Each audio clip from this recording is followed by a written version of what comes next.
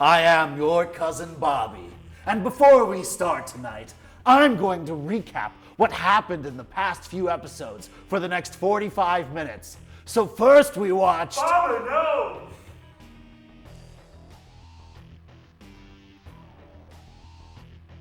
Okay, after a quick meeting with my producer, we've decided to nix that bit.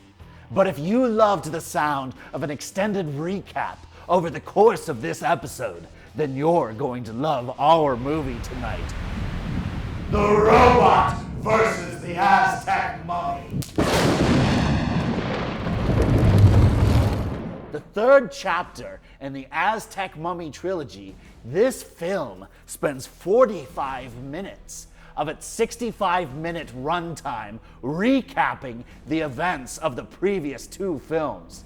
Well, it seemed to me that such an oddball movie deserves an assist from a friend. So today, I'll be interviewing local film critic and historian Mark Clark, author of 60s Shockers and the Star Wars and Star Trek FAQ books. Mark, welcome to the Dead Zone. Thanks, Bobby. Glad to be here. So, since this movie is mostly a recap, is there really any need to see the first two movies, The Aztec Mummy and The Curse of the Aztec Mummy? Well, what is the story behind the filming of this trilogy? Well, unless you're a huge fan, there's really not a burning reason to see the first two movies. The first Aztec Mummy film has about 20 minutes of kind of kooky fun, monster action in it, swimming around, and 45 minutes of like people talking to each other and other boring stuff. And then the second one has another 20 minutes of interesting stuff, but 15 minutes recap from the first movie of the good stuff from that movie, and then some other boring stuff. And then this one has all the good stuff from the first two movies, plus some other actually fun stuff. So from a bang for your buck perspective, you basically get all the good stuff in this one movie with as little of the dross as possible. These movies were made in Mexico, of course. They were all made close together in 1957. It was a time when, in the United States, classic supernatural horror movies had kind of fallen by the wayside in favor of science fiction, horror kind of movies like The Thing and Them and any number of other things. But the old-fashioned horror movies were still doing great business in Mexico. And these movies were an attempt to try to replicate the success that Universal Studios had had with their mummy films from the 1940s with the mummy Karras, who was played by cowboy actor Tom Tyler and then by Lon Chaney Jr. in 3 movies. The same director, Rafael Portillo, and most of the same crew and same cast worked on these movies over the course of basically a few months together and trying to just replicate the appeal of the Universal movies, which were themselves made pretty cheaply and that. So they figured it'd be a natural thing to be able to emulate. Right. So what were Mexican horror movies like? Does this film or its predecessors contain any of the hallmarks of Mexican horror? Well, there were a bunch of horror movies made in Mexico, and they kind of, from this era, they kind of fall into one of 3 different categories. There was one set of them that were done with a lot of atmosphere and style. They were kind of in the same manner as the Val Lewton thrillers from the 1940s, which were kind of classy, atmospheric things like The Curse of the Crying Woman, or The Witch's Mirror, El Vampiro, those kind of movies. The Robot versus the Aztec Mummy is not one of those movies. It's not a surprise. There was also this other stream of Mexican horror that was just all about just coming up with the craziest, kookiest ideas they could invent, and using crazy makeups and costumes and lots of action, and it had more of a old-fashioned serial or so everything in the kitchen sink thrown at you kind of approach to things. Right. And the classic example of that form is probably the Brainiac, which is this movie about a brain-eating monster from outer space that comes to Earth on a meteor, and it gets crazy from there. But But the Robot versus the Aztec Mummy is very much in that style of movie, which is maybe not as good in terms of quality, Right. And in an objective sense as the other films we were talking about, but are just a blast to watch because they're so off the wall. Right. And then also in the off the wall category, we have the Mexican wrestling films with El Santo and those characters, and the different luchadors who did a lot of their movies. Not all of their movies crossed over into horror territory, but often they did, and they would fight Frankenstein or Dracula, whoever, and that's another, the other third kind of stream of Mexican horror. Right. All right, Cleveland, it's time for some Mummy on Robot action.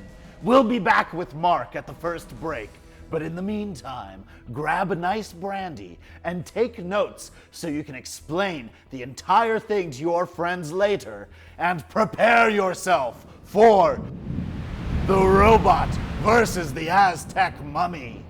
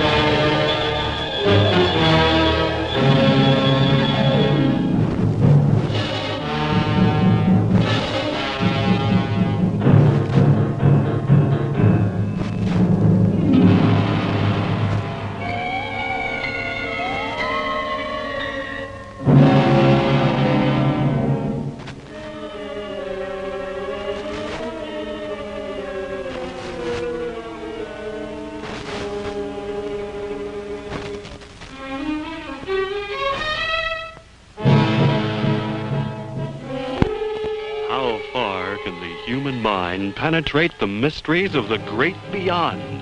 Who knows? This picture is based upon an extraordinary experiment carried out by Drs. Hughes and Tooney of the University of Los Angeles. There is no doubt as to its authenticity. Testimony of people participating in the experiment, sworn to by a notary public, preclude the possibility of any fraud. This picture is a combination of factual data mixed with fiction.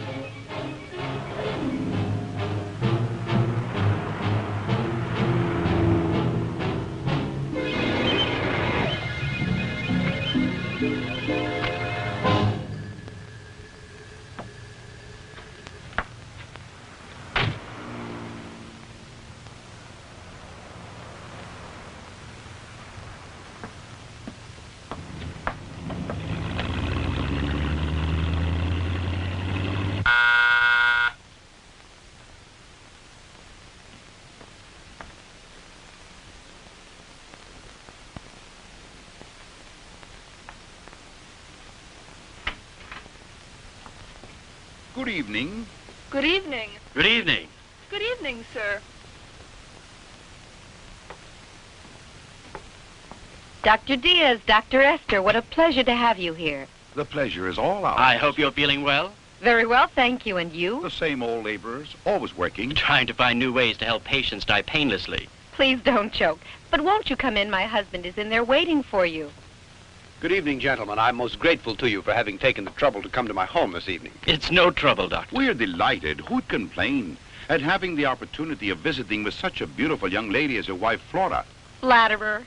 How are you, Pinkett? Fine, Doctor. Please sit down, gentlemen. Thank you.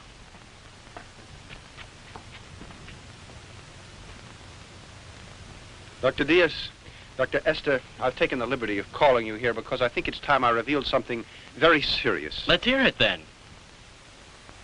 It's about the Aztec breastplate and the bracelet, gentlemen. How's that? Why, the whole thing was forgotten long ago. It's a closed book, Doctor. And that's exactly what I thought, too. But things have happened lately that I think you two should know about. My friends, be patient and allow me to tell you a story. Although you already know part of the history, there are some things that you ignore. I think the best thing to do is to begin at the beginning. You both recall, do you not, that occasion years ago, 5 to be exact, when we held a convention on psychiatry in this city. I attended and gave a talk on the results of my studies related to the regression of a patient to a past life through the use of hypnosis. My theory was greeted with amazement and incredulity by the members of the convention. Among others attending that day were you, Dr. Esther, and you, Dr. Diaz. You both had come with Dr. Krupp, and my theory was made the subject of ridicule, and I left the convention bitter and defeated. I got to the house feeling unsure of these ideas. I'd been squelched, but I just couldn't accept the other opinions of my theories. I was sure they could be proven. That night, Flora offered to undergo a hypnotic test. She was fully aware of the danger of the experiment. Assisted by her father and by Pinkate, I hypnotized her. During her past life, Flora had lived among the great peoples of the Aztec. She told us such strange things, amazing things. Far back in those ancient years, her name had been Xochi.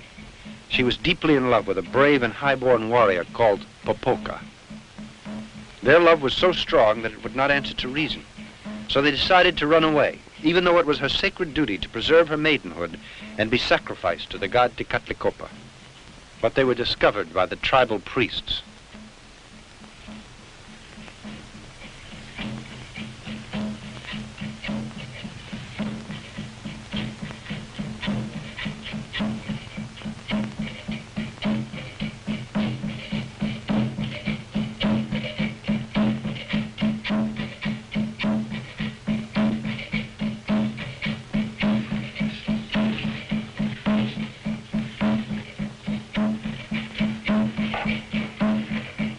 As punishment, the warrior was buried alive, and an eternal curse was placed upon him.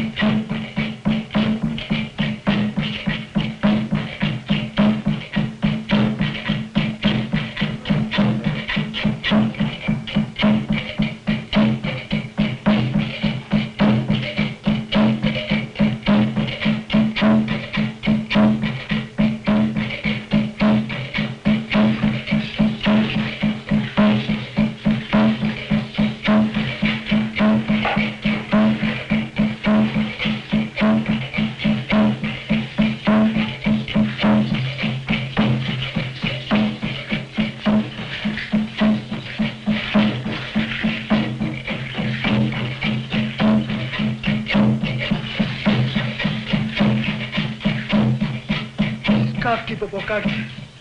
Umate me kawo ni wiki. Me palkoniki. Ni misongupilia. Ingwani que le huía. Maye wikatineste. Monde Malkayelis, Moyoloyash. As for Xochi, she was adorned with the bracelet and the breastplate, which were engraved with hieroglyphics, indicating where the Aztec treasure was hidden. Then they cut out her heart. But as she began to regain consciousness, in the exact moment I came to the end of my little experiment, she struggled and began to shout.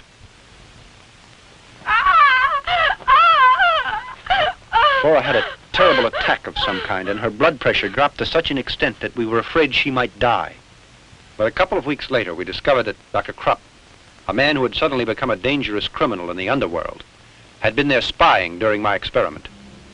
The experiment had been a complete success, but since we realized that no one would believe us unless we could come up with absolute proof, we decided to search for the breastplate and the bracelet. Flora acted as our guide, and we discovered a hidden passageway beneath the pyramid of Teotihuacan.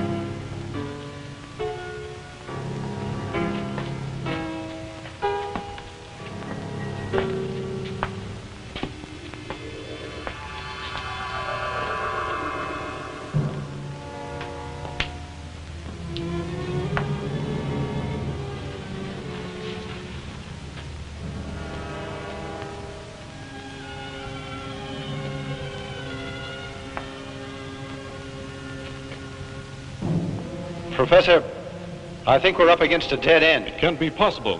The Aztecs wouldn't build a secret passageway just to have it end up for no rhyme or reason. There must be some way through that wall.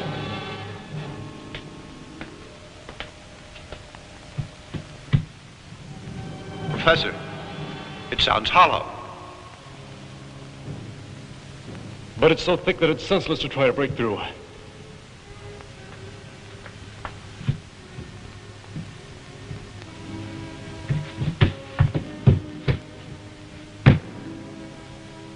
Pinkate, lend me a hand, please.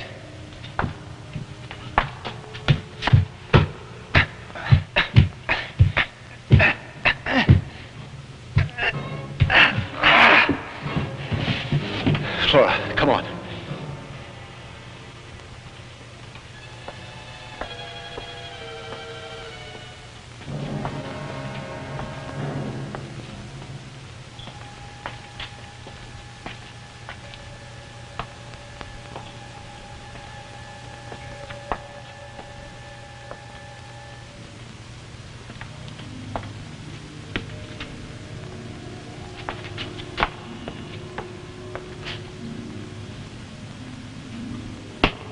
This must be a little room beneath the pyramid. Yes, but I know it isn't the temple. Look what I found! Come here! What is it? It looks like a well. Well, I think it's an air shaft, but undoubtedly it will lead us somewhere. Probably to the temple. Well then, what are we waiting for? Come on.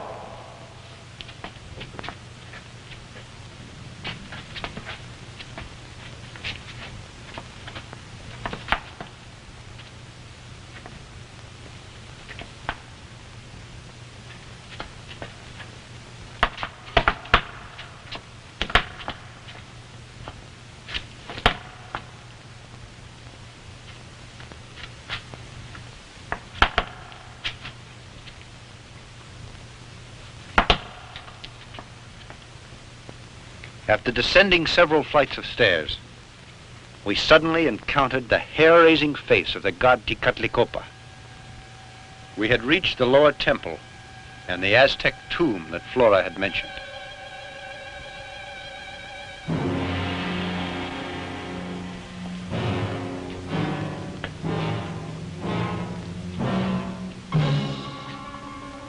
And there we came across the skeleton of what had once been Xochi.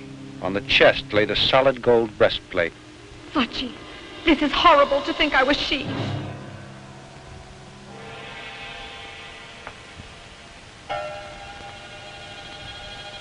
You know, we're the first persons to break in here. It's a world that slumbered all these years and begins to awaken now. We've found what we wanted so badly. No, Edward, don't do it.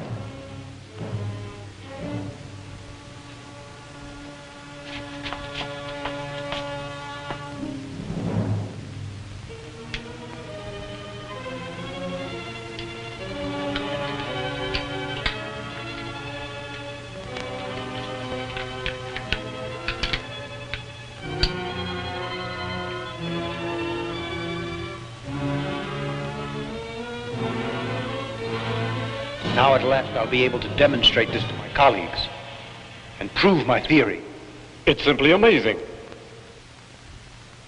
Just a few days after I got the breastplate, I asked you all here, including Dr. Krupp, as you'll recall. Certainly. I'd say that it was the greatest experience of my life. And mine, too. You must also recall that I said that I'd study the breastplate and that I'd try to decipher the hieroglyphics and see what they meant, since I knew that the message would tell how to find that hidden treasure. Yes, but I remember your telling us that you also needed the bracelet. Exactly, Doctor. One object complemented the other. Without the bracelet, it was simply impossible to decipher the code. So I decided to go back for it, in spite of the Aztec curse that surrounded it. He who defiles the tomb of the Aztecs and finds the sacred plate will run the risk of death and his family as well, until the breastplate is replaced. I depended upon the help of my father-in-law and of my good friend Dr. Pincate. So once again, the three of us got together and returned to the tomb. When we reached there and I was just about to pick up the bracelet, my father-in-law stumbled on something and called my attention to it. Look here.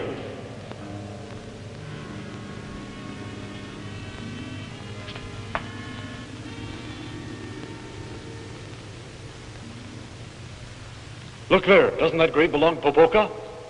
Yes, according to the legend, it does. In that case, where is he now?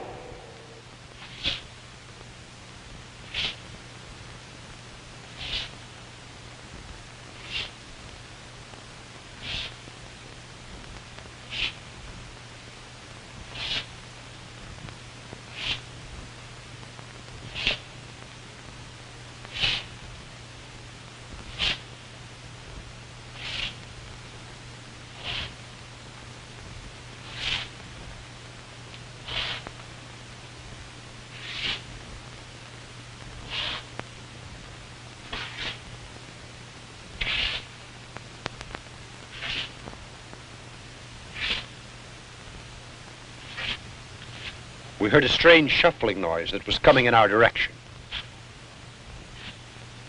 And then out of the darkness appeared the ghastly and terrifying Popoca. The Aztec warrior had come back to life. Come back to life to retrieve the objects that had been left in his care for eternity. So, Mark, during these breaks, we'll ask some rapid-fire questions. First, who is your favorite monster from a Mexican horror film?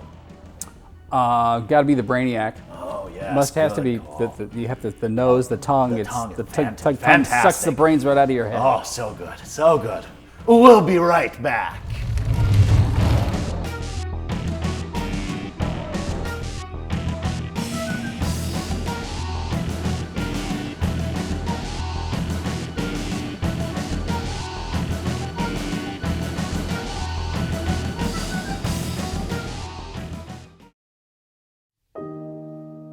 Until all our daughters are safe. Until all our children have families. until all our families have homes, until all our parents are cared for. We'll be here.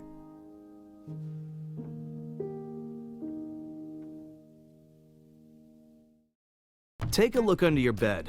Find stuff under there? What about jobs? No? Now try your closet. Still no jobs? Just more stuff? Well, you really have both. See, stuff is defined as household articles considered as a group. Sometimes this stuff is no longer needed. Wait, no longer needed? That can't be right. Because remember those jobs you were looking for? Those are really needed, and they're the stuff inside your stuff. Our job is to unlock those jobs, and it starts when you donate your stuff to your local Goodwill. Here's how we do it. When you donate to Goodwill, we sell your stuff to provide job training for people right here in your community. So just by teaming up with Goodwill, you help create jobs. And isn't that worth parting with the leftover keytar from your 80s cover band? Goodwill. Donate stuff, create jobs.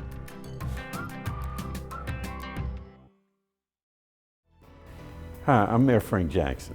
You've probably seen media coverage of the growing opioid epidemic in northeastern Ohio. But what you might not know is how many of these tragedies begin with a seemingly innocent prescription for pain medication. That is why we're teaming with the Cuyahoga County Opiate Marketing Task Force to encourage you to know the risk. Go to the website on your screen to learn which pills are opiates and alternative ways of dealing with pain. Which starts as a prescription can end with addiction, so know the risk.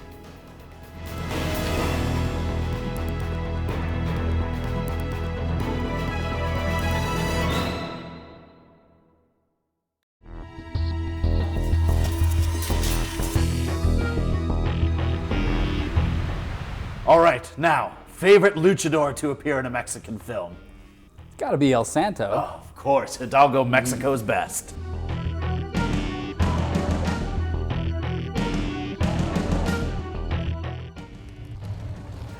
Back to the robot versus the Aztec mummy.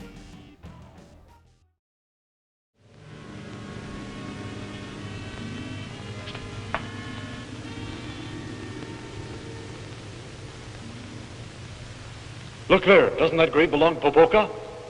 Yes, according to the legend, it does. In that case, where is he now?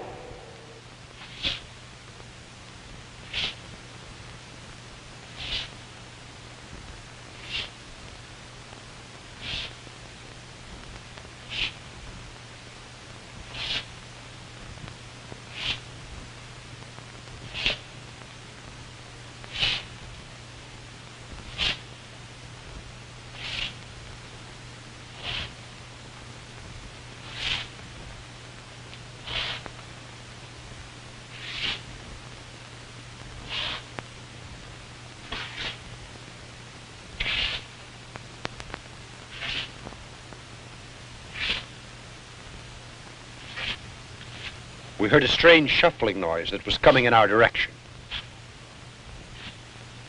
And then out of the darkness appeared the ghastly and terrifying Popoca. The Aztec warrior had come back to life.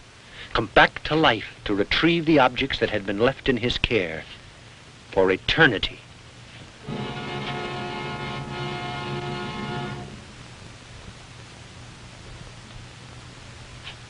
Let's put out the lights. I have an idea. I don't think he can stand it. Turn them on. Shine them in his face. Turn them off again. Lights again. You better run. I'll follow you.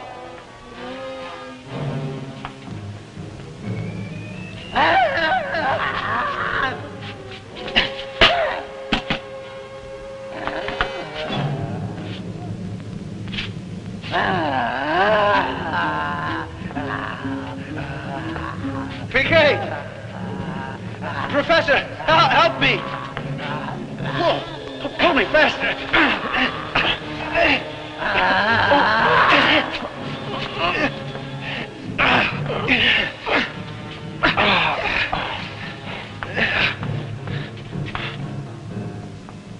To be perfectly frank, I thought my time had come.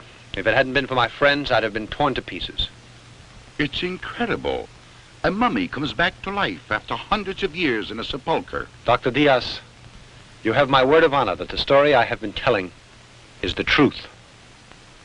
Popolka, as I told you, was punished because he loved young Xochi. His curse was to guard the priceless bracelet as well as the golden breastplate, to do so for all eternity. Under this terrible curse, his poor soul would never find repose. Continue, Edward. Well, the bat on many occasions tried to steal these objects that I had found. Time passed rapidly. I thought the whole business had been forgotten. But I found that the Aztec curse still followed us. One night, the mummy came to this house to get his treasure pieces. And he kidnapped Flora.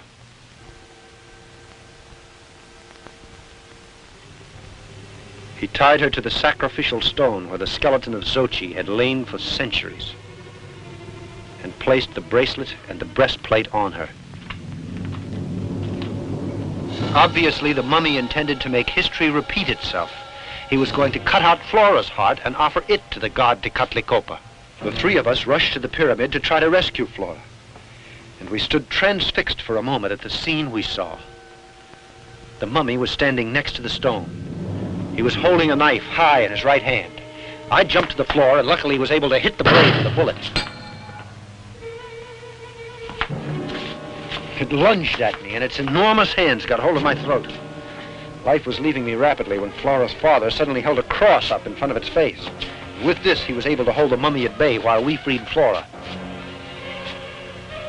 In a frenzy, we untied her and got her away from the stone. Then the professor ordered us to get her out of the pyramid. His tone was so adamant and I was so concerned for Flora's safety that we obeyed him blindly. But when we got out, I realized that he hadn't followed us, and I decided to go back for him. In that very instant, a tremendous explosion shook the pyramid.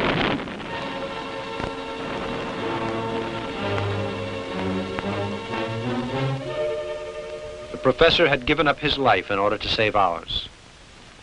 Since the mummy had stayed under tons of boulders and the bat had been sent to prison, of course we thought the whole business had come to an end. But it didn't happen that way. The bat, who is really the infamous Dr. Krupp, he broke out of jail. In his mad determination to get my treasure, he kidnapped my daughter and Flora, and then hypnotized her. Do tell us the rest, my friend. Then what happened? In this state, she took the doctor to the Aztec tomb. He immediately located the mummy, taking the breastplate and the bracelet. Well, Krupp called me on the phone not too much later. I was ordered to go there and decipher the hieroglyphics to enable the demon to locate the treasure. And you agreed? Can't you see that I had to obey? To save my wife who had been kidnapped by the doctor, and my little girl. But there's another thing that you should know. It'll surprise you to hear that Krupp once said that he needed that Aztec treasure to work on an experiment. He also said that the experiment, of course, was costly. Now you know how I was forced to do it. I went to Krupp's laboratory and began to decipher the hieroglyphics. In the hands of those criminals, our lives were in grave danger. Our only hope was that the mummy, guided by unknown forces, would be able to find Dr. Krupp's hideout just the way he had found my house on a previous occasion. I dragged the thing out as much as possible, but the moment arrived when I could stall no longer. I finished it. That's fine. I hope you'll keep your promise now and set us all free, Doctor. Eh? Oh, yes. You know what to do now, don't you, Bruno?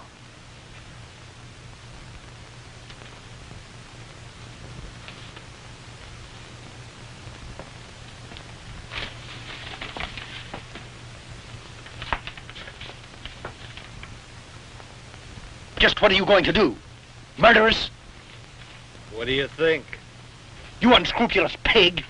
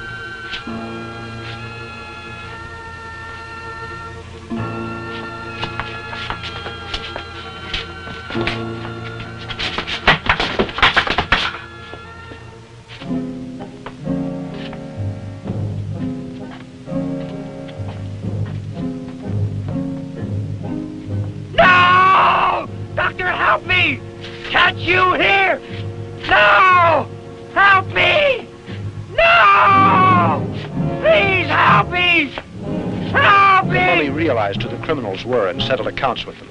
Then, when he saw the doctor trying to escape, he picked him up like a rag doll and threw him into a pit full of rattlers.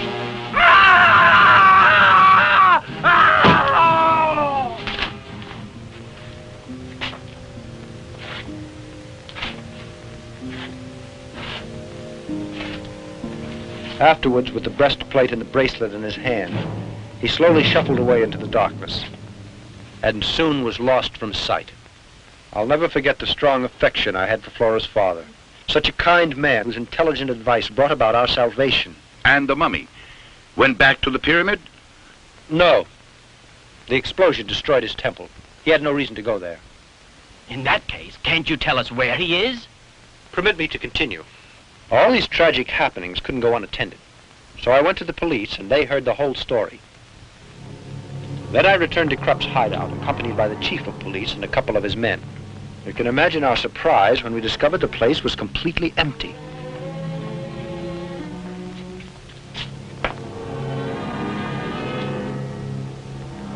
The laboratory had been dismantled, and the bodies of the criminals that the mummy had killed had also disappeared.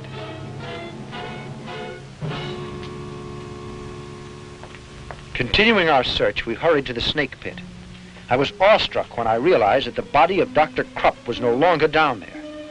Then, to our horror, we discovered that there was a small door in the back wall of the pit, through which the doctor could have escaped. Obviously, the doctor had escaped, and strangely, I don't think he'd been bitten. The man's running loose. So that would mean that the doctor kept trying to come by those articles, so that he could locate the treasure. You're right, my friend, he did just that. He began to bother us a couple of weeks later. It happened quite suddenly, you see. One dark night. This is the house. Do you really think this plan of yours is gonna work, Doc? You'll see. Now, I want you to be quiet. Keep still and don't make the slightest noise. Flora, it is my wish that you come to my side. Flora, I command you to come to me. Flora, I command you to come to me.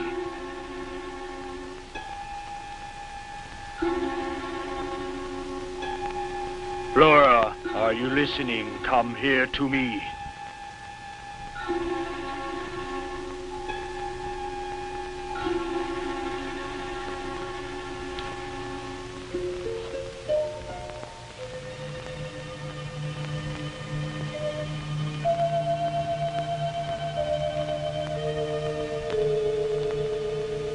Flora, do not try to fight it. Come here.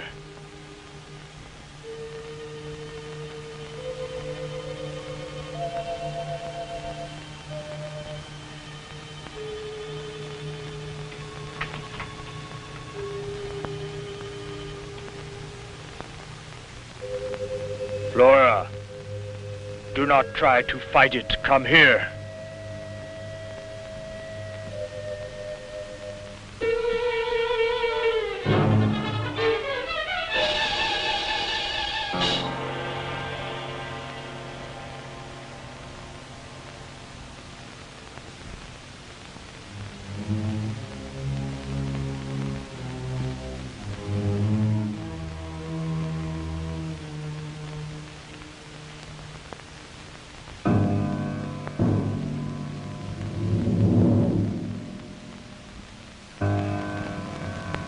Flora, are you listening? I command you to come to me.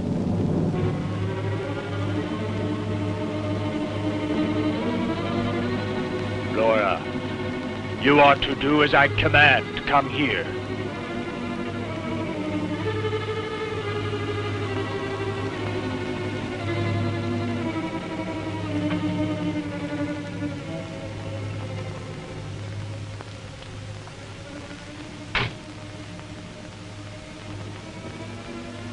You can hear the waves that are being sent out by that mummy, can you not?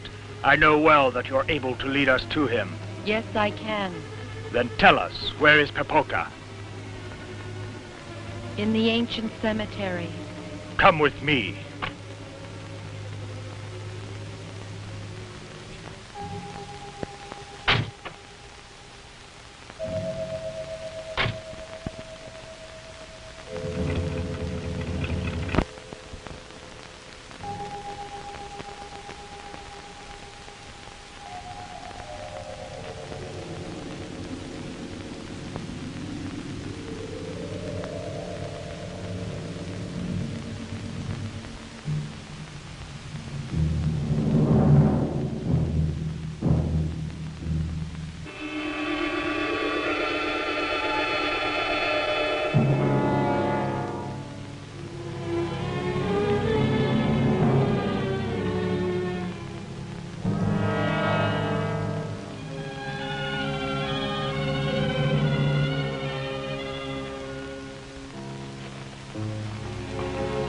What are you doing here?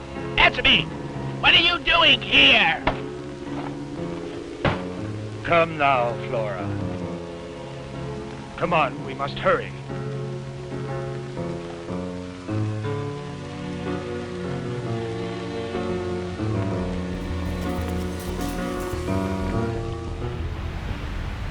Okay, next question. Since you literally wrote the book on 60s horror films, favorite horror film from the 60s?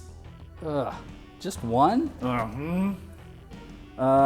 Okay, Night of the Living Dead. Oh, classic, classic. And tell you what, go ahead and name some of your other favorite ones. Well, there's Rosemary's Baby, The Haunting, the 1963 Robert Wise movie, Black Sunday, the Mario Bava movie. I mean, I could go on and on. Excellent taste, my friend. Excellent taste. We'll be right back.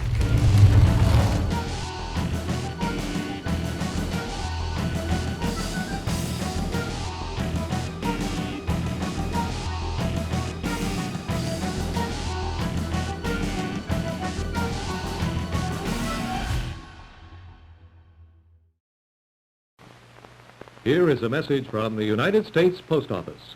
Help! The post office is flooded with mail. The mail load keeps getting bigger. It now pours in at the rate of over 200 million new letters and packages a day.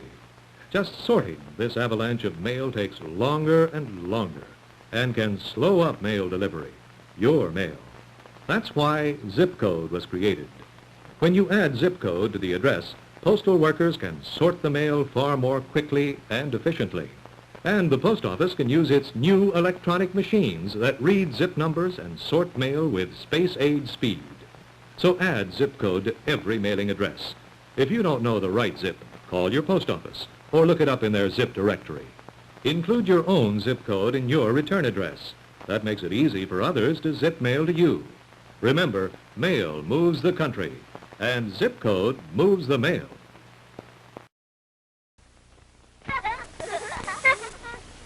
For hundreds of children this year, life will be cut short by fire and by thoughtlessness. The parent who leaves a small child alone to run an errand for a few moments, visit a neighbor, take an older child to school, that parent leaves a helpless child. Children should never be left alone. Tell the babysitter where you'll be and how you can be reached. And Polly, should you smell smoke or anything, be sure you get the children and yourself out right away. Okay. Even if the child is supervised, keep matches out of reach. Nearly a third of all victims of fires are children. A quarter of them are children left alone. In a fire, children are helpless. They need you. Presented as a public service by the National Fire Protection Association in cooperation with this station.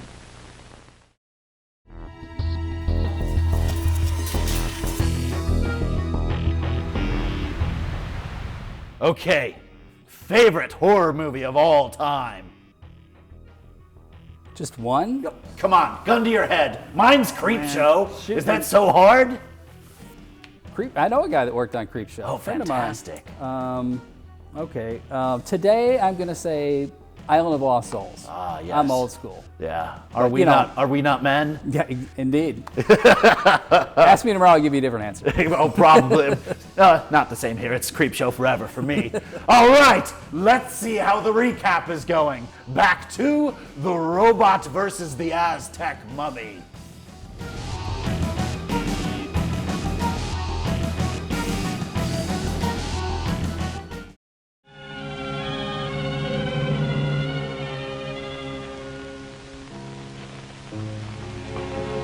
What are you doing here? Answer me! What are you doing here? Come now, Flora. Come on, we must hurry.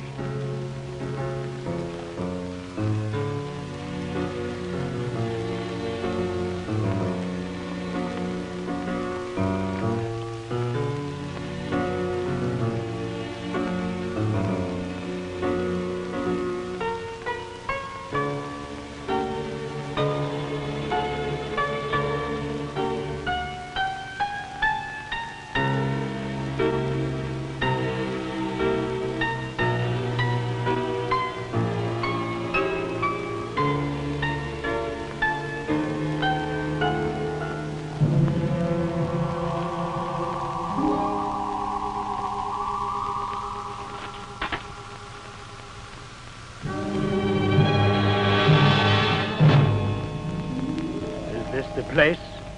Yes.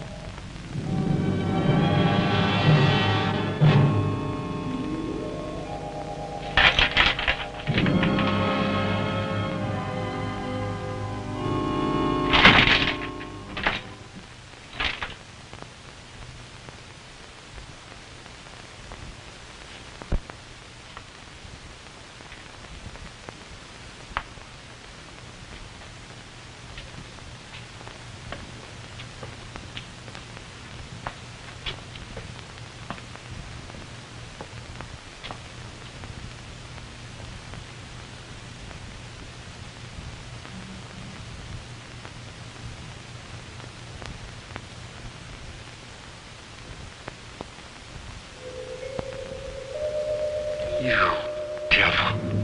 You stinking devil. Oh, I'd like to chop your rotten flesh to pieces. It'd certainly be great to do so, but you know it's not possible now. We're going to make my experiment. So we must wait. Wait. Wait. When I got so much hate eaten down deep inside of my guts, you ain't got no idea what it is to live like this. Hiding myself from everyone and everything. Just because of that stinking monster. Calm down now. I promise you that he'll be destroyed. But give me time. Just a little time. It won't be too long before you can have your revenge. Let me get the breastplate first, the bracelet. So near to them, and yet so far because I can't touch them. It's too dangerous to do it. He'll wake up in an instant and destroy us. But I'll get them back. I swear it. No matter how long it takes me. You devilish mummy.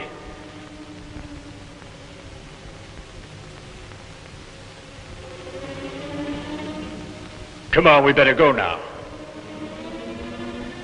We'll be needing a lot of time if the plan I have is going to work out.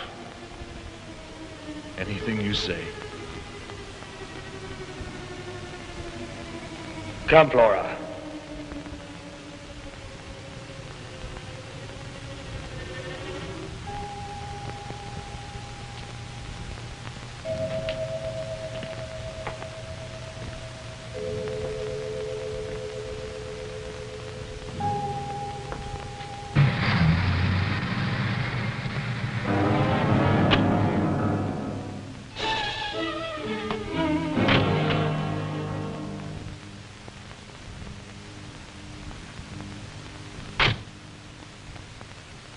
Now listen to me well, Flora.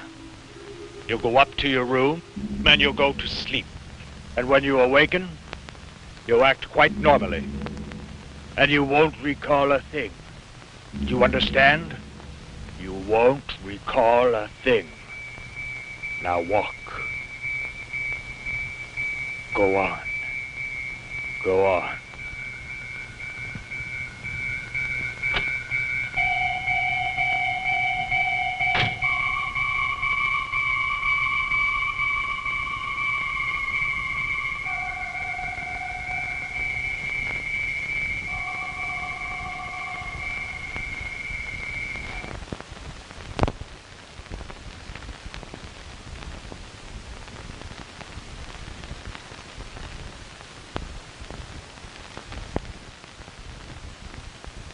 Well, good morning. Good morning, sweetheart. You must have been very tired. We were waiting down here to have breakfast with you. We could both eat a horse. Bacon and eggs, like always? Nothing for me, Maria. I have a terrible headache, dear.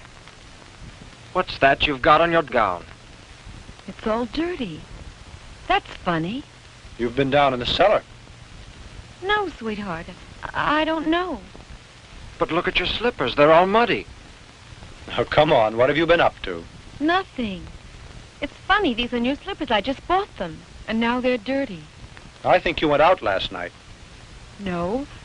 After I took my bath, I went to bed because I was tired. Yes, but you got up later on, didn't you? I did? No. Yes. Because I woke up a couple of times and you were not in bed. No, you're mistaken, darling. I assure you I didn't leave my bed for a second. You went out last night. Honest, Mom. Come on, let's forget the whole thing for now, all right? Remember, she has a great imagination. Tell me, has your headache passed? No. I'm going to lie down for a while. Excuse me, please. You children go out and have your breakfast. Yes, Daddy. Come on, Piquet, I want to talk to you. Oh, boy, what a liar you are. You shut your big mouth. You're the liar. Piquet, I'm very worried. This attitude that we've observed in Flora is not normal. What's more, I'm afraid that the bat has something to do with this. Then you really think that child was telling the truth about it? And that her mother got up and went out? Yes. It's quite probable. But Flora insisted she didn't leave her bed for a second. Because she can't recall anything. When she got up last night, she was sleeping. I don't understand it. It seems impossible. I'll tell you what I think. She was hypnotized and could be under post-hypnotic suggestion. So it seems to me that the bat controls her from a distance. It's logical. This strange attitude with Flora indicated that unscrupulous villain Krupp made her leave the house during the night. But where did they go to? Can't you guess what he's trying to do? You certainly know what he's after, the breastplate. And besides that, the bracelet. Precisely, Pinkate. Then you think that she was made to go along with Krupp, and he wanted her to guide him to find the mummy. Exactly, and you and I must go there. I'm going to find out if that scoundrel stole those objects. But that'll be difficult. You can't investigate without any clues. Yes.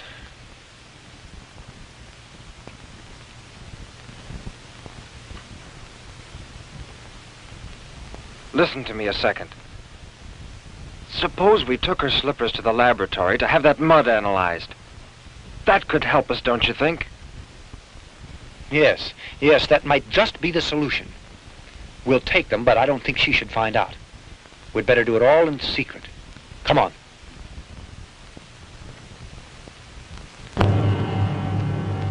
Yes, now I'm quite sure. It's embedded in the dirt. Of course, it's a small quantity, Doctor, but your suspicions are correct. They're pieces of marble. You're sure it's marble? Can you identify its source? Is it a special kind? No, it isn't, but it's a fine quality. It might be a Carrara marble, I can say that. It's used in the construction of mausoleums, as far as I know. Thank you.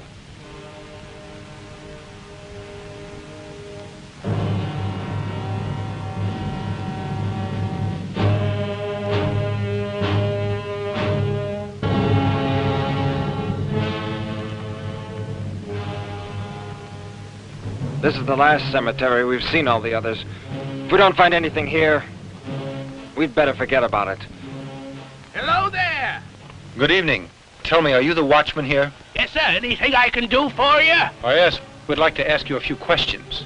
We'd like to know if you've seen anything strange the last few weeks or more recently. Anything very suspicious in or around the cemetery pertaining to one of the graves. Are you from the police? Yes, that's right, my friend, and we're after a very dangerous criminal whom we suspect has been hiding in one of the cemeteries around the city. Well, the fact is, something pretty doggone curious did happen. Just 2 nights ago, I was surprised to run into a young woman here wearing a kind of white robe. She seemed to be asleep, and 2 men entered the grounds with her. And when I asked them who they were, one of the guys slugged me, and they left me out cold here on the ground.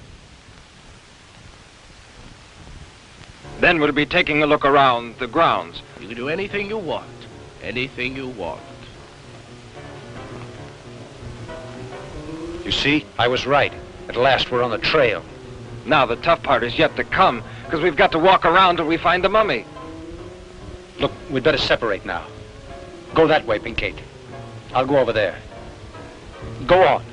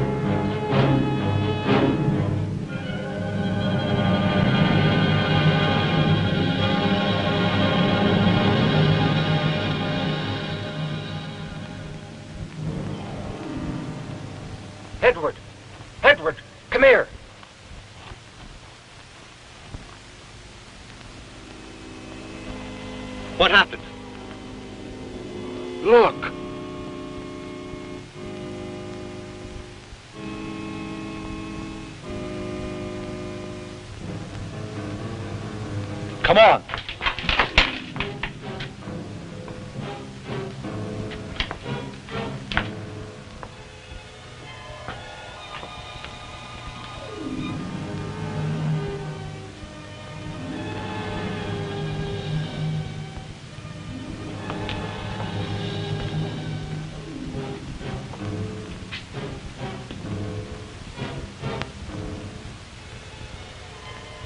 Look, the breastplate and the bracelet. They didn't take it. All this I've just told you occurred almost 5 years ago. We visited the crypt from time to time to take a look at the mummy, with its breastplate and its bracelet, too. And the bat, is he still around? You know, he disappeared from sight. Then, just a couple of days ago, we read an article that is very interesting. We were profoundly surprised by it. According to the article, a couple of nights before, a cadaver had been robbed from the amphitheater. And the individual who did it was the bat, of course. Yes. In the beginning, we had some doubts. The man who had been attacked couldn't offer us a description of his assailants. But later on, our suspicions were confirmed. Yesterday, there was a burglary in the Radiology Institute. The thieves took a machine that uses radium. They also stole a brain out of a laboratory. This time, the police were able to identify the crooks as the bat and all his band. As a matter of fact, they were almost captured. Are there any good clues, Doctor? Lead is the only metal capable of resisting radiation. Lead material in this city is handled by many wholesalers. After visiting the first 3 or 4... good morning, sir. Good morning. What can I do for you, gentlemen? We're sorry to be a bother to you, but is it just possible that lately you sent out a large shipment of lead? Could you give me that information? In the last 2 days? Or it could be a week, more or less. Well, let me check. We keep a record of our shipments in this book.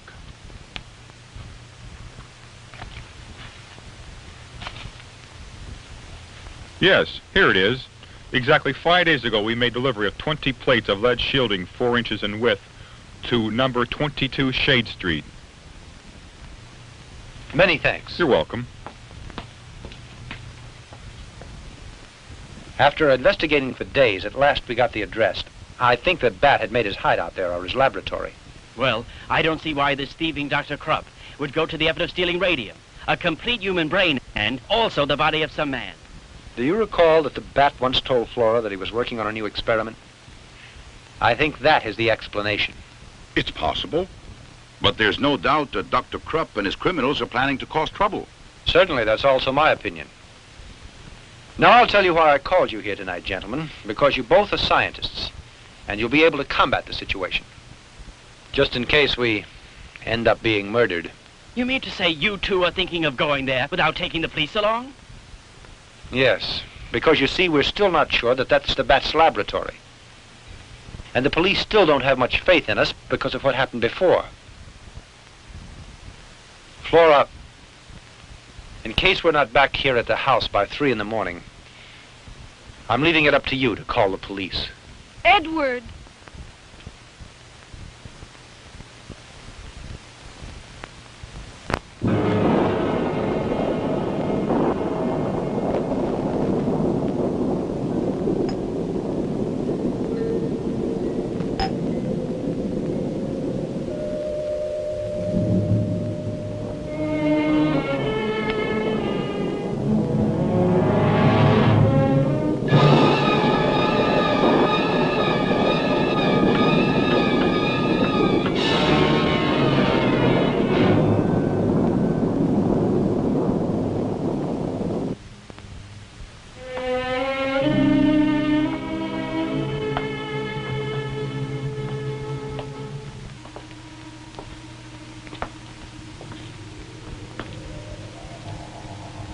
Freeze, you two.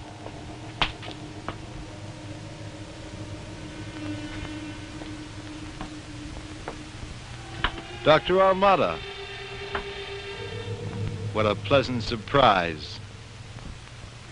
Bruno?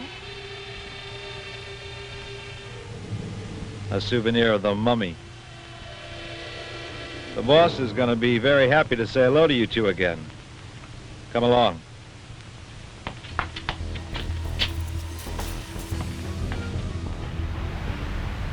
All right, Mark. Very important. Who is your favorite Scream Queen? Ooh. I'm gonna say Jamie Lee Curtis. Oh, excellent choice, excellent choice. All right, let's say, and setting all the Halloween movies aside, obviously, out of the Jamie Lee Curtis horror movies, The Fog, Terror Train, Road Games, Prom Night, you only can pick one to survive forever. The rest go off into the abyss. Which one do you save? Oh, The Fog. Oh, yes, Underrated. Excellent choice, for sure. Gotta love those zombie pirates. All right, we'll be right back.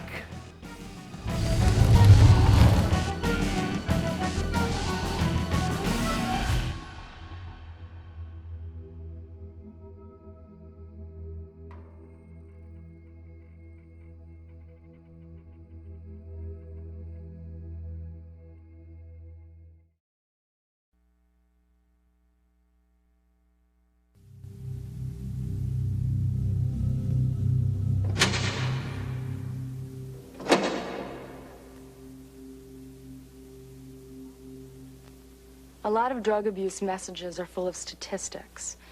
How many people die, how many lives are ruined, how much drug use is costing the economy. But this message isn't about numbers. It's about crack. And the message is simple. Crack can kill you. I won't bore you with the statistics, except to say that it's not worth becoming one for a 10-minute high.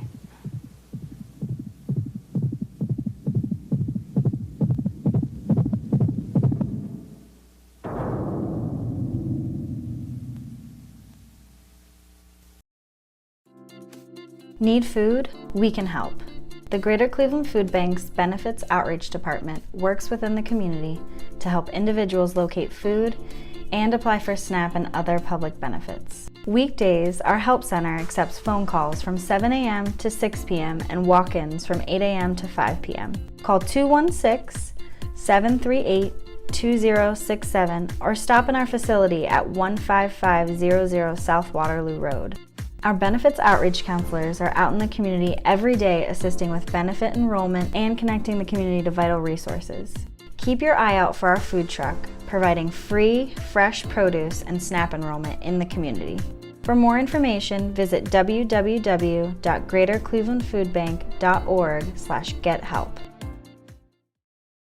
It takes less than 1 minute to find out if you may have prediabetes. You can do it here.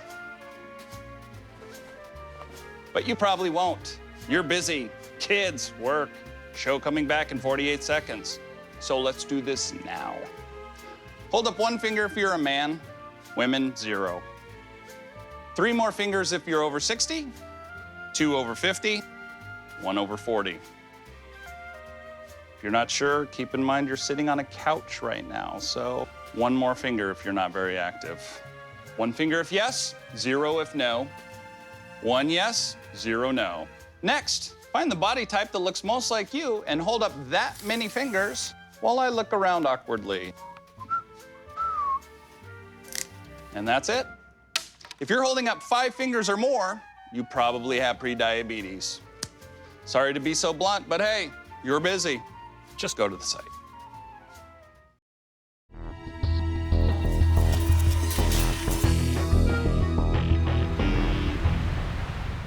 Okay, final rapid fire question.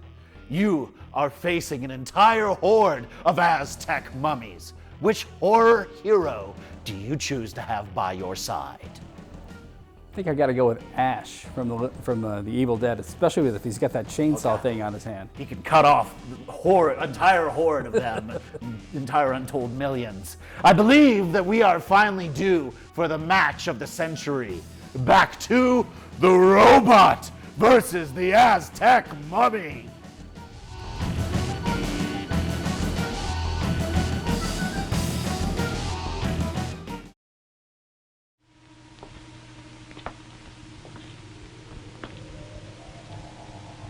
Freeze, you two.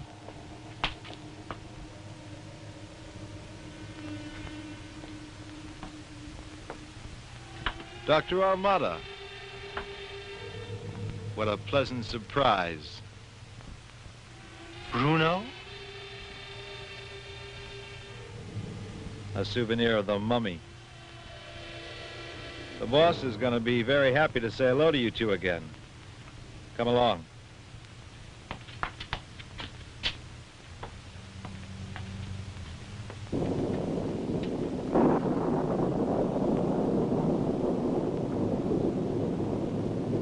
Boss!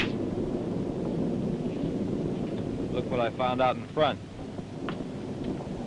Dr. Amada and his shadow. This is a pleasant surprise, gentlemen. After such a long time, I come face to face with such good friends. Exactly where did you find them? Out in the shop there, looking around. I offer you my congratulations, because you are magnificent detectives. Did anyone else come with them? Nobody else. I saw them when they drew up in the automobile, alone. Bruno, aren't you going to attend our guests the way they deserve? Go fetch chairs for the gentlemen. Sure, right away. Tell me, how's your beautiful and charming wife, Dr. Amada? I learned about your marriage, and I admit it's a bit late to say it, but receive my congratulations. And Pinky, how are you these days? Are you still the champion of right? There's no doubt about it, and I'm glad. Come over here.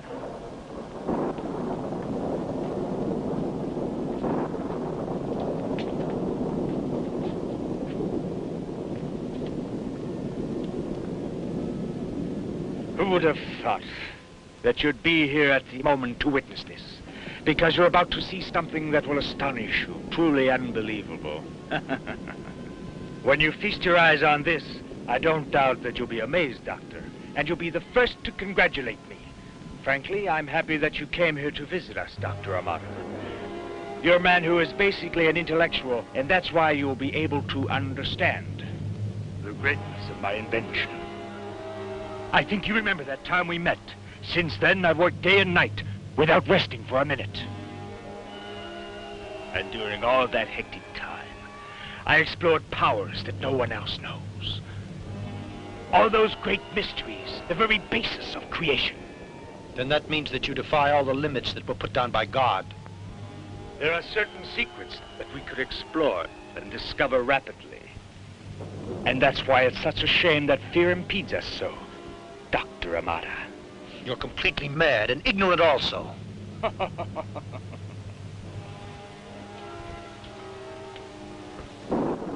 Don't you respect research at all? Don't you want to learn to know why a body functions? I do. And at last I found the cause. Take a look at this heart that's beating. It lives. It lives and pulsates because I gave it life. And if I can give life to inert material, why can't I give it to the bodies that are damned to death and decay? No one can possibly imagine how I worked. When I dug in the mud with these hands and entered tombs, I tortured many animals with pleasure to find the answers to man's existence. You're insane, do you know? I decided to create a man. A breathing body, a real man. And I have made that dream come true. There you have the greatest creation of man's intelligence. A human robot, Doctor.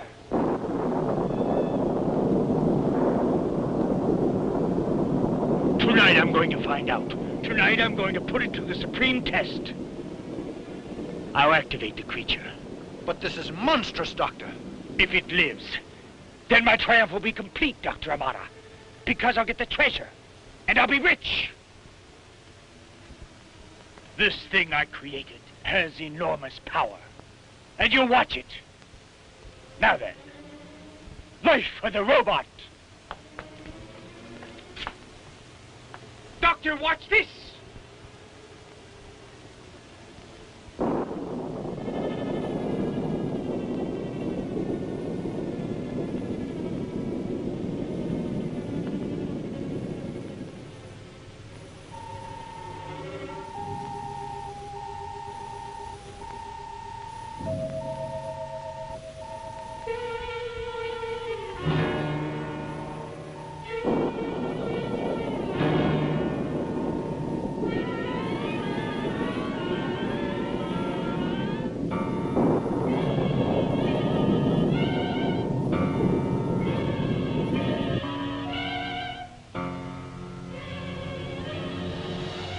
2:30 already. Don't you think it would be better to call the police now? I don't know what to do. No. Let's all wait till 3 a.m. and respect the doctor's wishes. Suppose they're in danger.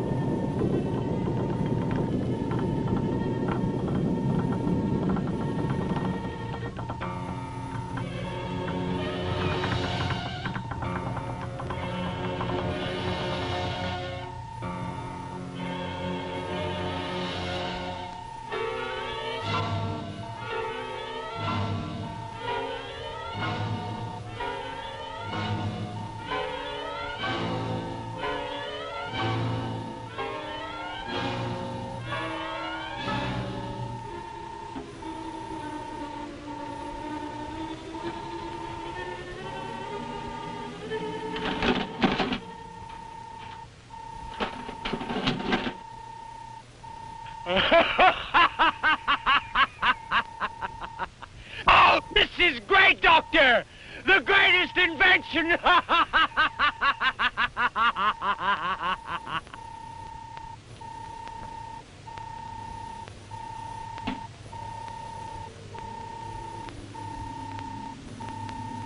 You can see it standing there. A marvelous machine, a tribute to the great intelligence of man. A human robot. With this shining creature, no human being on this earth can oppose me. Do you understand?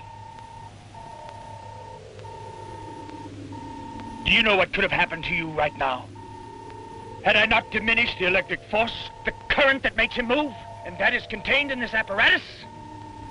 With the slightest twist of this dial, you two would have been converted into atomic dust instantaneously. Because the robot utilizes radium and has sufficient power to disintegrate anything in the world. Right. It meets the mummy. Bruno, prepare the special plates. The lead will shield my truck. Hurry, time is flying.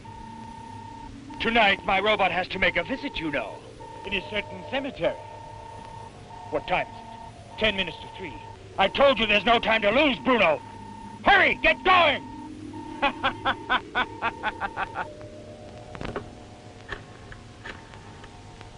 I want the police. It's urgent. Headquarters, I want to talk to the chief of police. I want you to stop and think about this. A new kind of world. An army of robots obeying me. The human species. Sheep obeying my orders. A new theory that man has not dared imagine. I'll make some more. Maybe 1,000. Now that I know how, the rest is easy. But for that, I need money. That treasure of the Aztecs. That's why tonight the mummy will give me what I want. Boss, it's all set. Fine. You two will stay here and guard our distinguished friends. They mustn't get away. They're an extremely important cog in my plan. I'm sorry that I can't take you along, but you'd only get underfoot. But I'll return, gentlemen, to inform you that I could destroy the mummy. And with the gold breastplate and bracelet in my hands, you'll begin once more to translate the hieroglyphics. This time you're helpless, because no one knows you're here. Dr. Amata.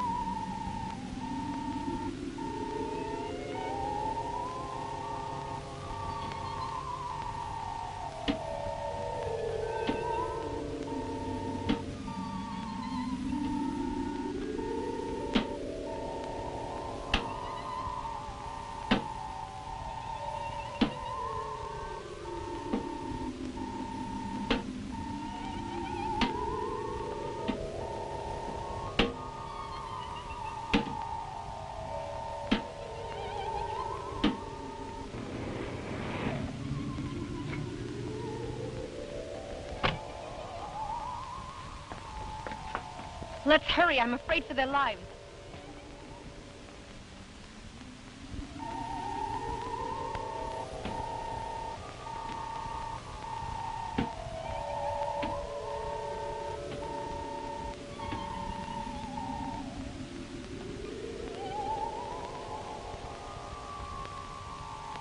Come on, get him! Come on, let's go! Come on! Lock it! Come on, get it! Give me that gun! Come on!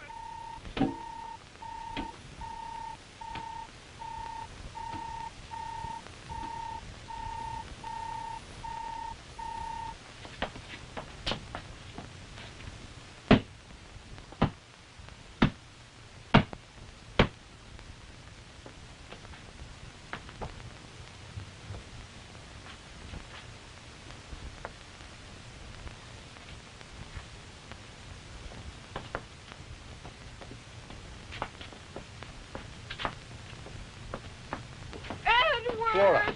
What happened here? Chief, you can arrest those two men there in the other room. Come on. Dr. the Bat has gone to the tomb where the mummy is. Let's hurry. There's no time to lose.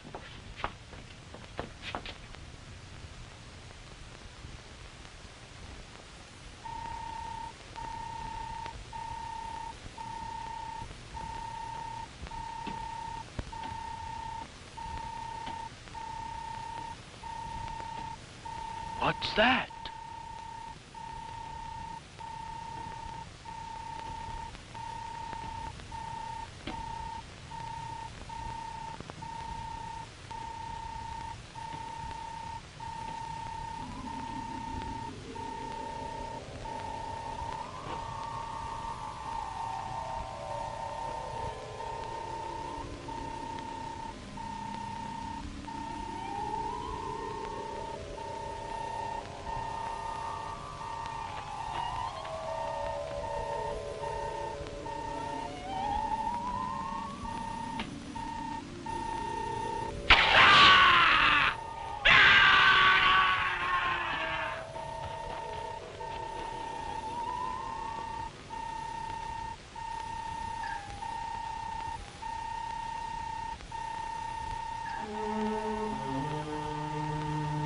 Hurry, Bruno.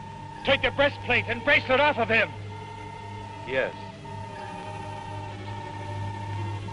At last, you devil. At last I'm going to have my revenge.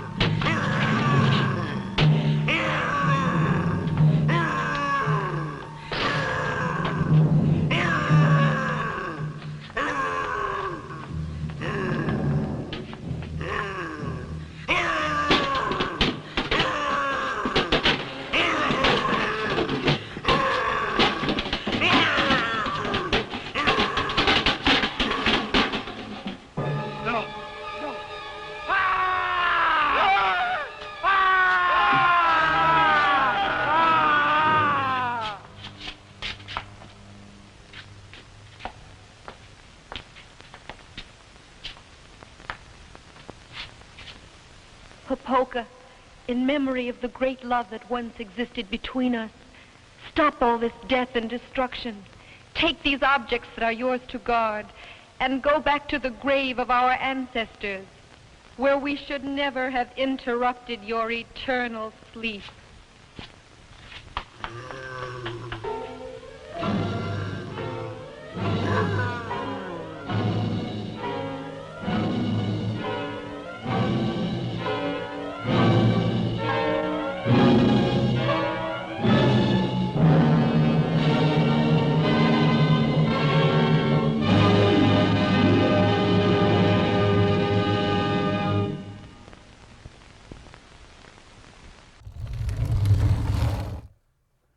All right, with the Aztec mummy tearing apart the robot like the tin foil he is made of, it's time for more interview. Mark, would you tell us some about the stars of the film? Sure, yeah. Let's start with Ramon Gay, who was Dr. Almada.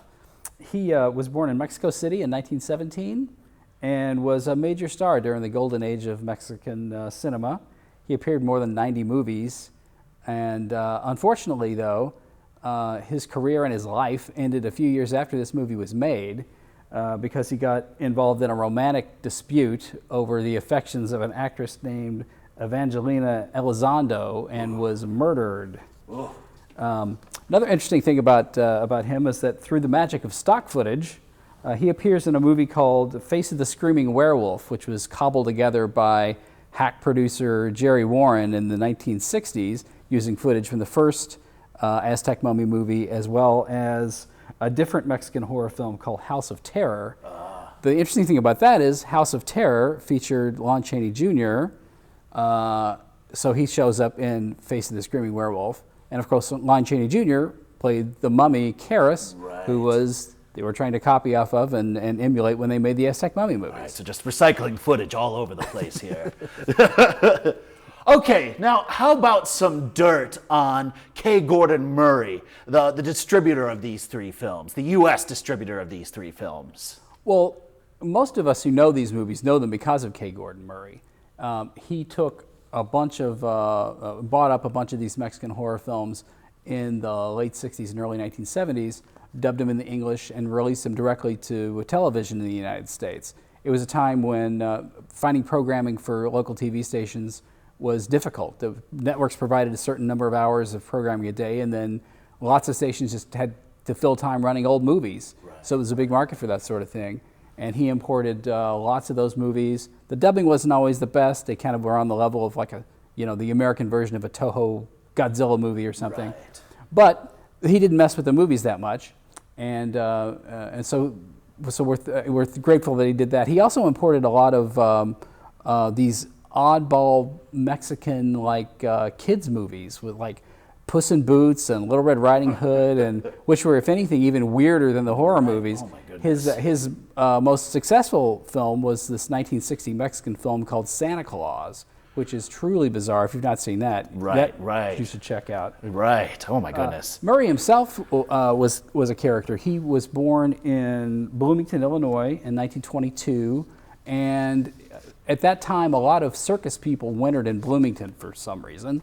And so he grew up around all these circus people and got bitten by the show business bug, but unfortunately he had no discernible talent. He couldn't act or sing or dance or presumably juggle or tame lions or anything else. That doesn't stop some of us. That doesn't stop some of us. Well, that's true. That's true. And it didn't stop him either. He wound up helping cast some of the little people that appeared as Munchkins in The Wizard of Oz. Okay. And then after he graduated from Illinois State, he went out to Hollywood and got a job promoting the Cecil B. DeMille circus picture, The Greatest Show on Earth. But he could never really find steady employment there because, again, he couldn't really do anything.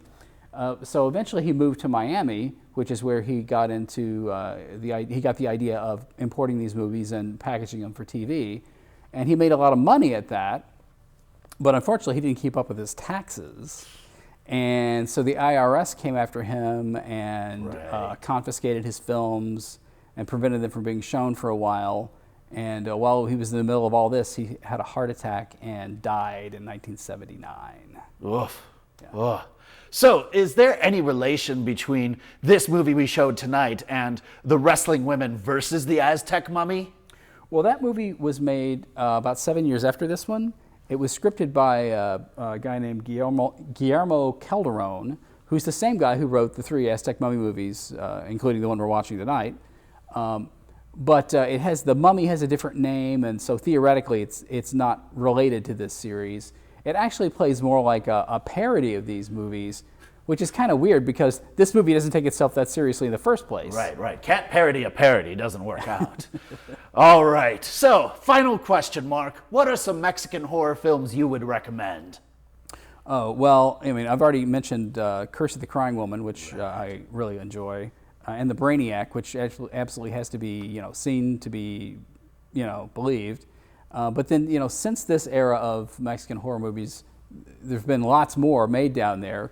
There was a great one in 1977 called Alucarda, Santa Sangre from 1989, and of course the early Guillermo del Toro movies like The Devil's Backbone and Kronos. There's a long, rich history of Mexican horror cinema. I mean, I could go on all day. Right. Well, unfortunately, we don't have all day, and that's all the time we have for tonight. Mark, my friend, thank you for your time. What are you working on now? Where can we find your writing? Well, right now I'm finishing up a book on horror movies from the 1940s, which has been an interesting project because it's enabled me to see these really primal movies, horror movies, like first horror movies made in places like Spain and Argentina, India, Czechoslovakia, and of course all the other great horror movies made in the United States and England during the war years. So that's been really fascinating, and you can get, it'll be a while before that one's out, but my other books are out there, and you can get them at Amazon or Barnes & Noble or wherever you like to buy books. Right. Thanks again, Mark. Cleveland, remember that you can email me at cousinbobby216@gmail.com, and make sure to follow me on Facebook and Twitter. A huge thanks to my production partner, Pat Longbreak, the rest of the crew here at TV20, and our graphic designer, Jeff Agneberg. Good night, Cleveland, and remember, recap all of your adventures to your friends, especially the ones that were there with you. Sweet dreams.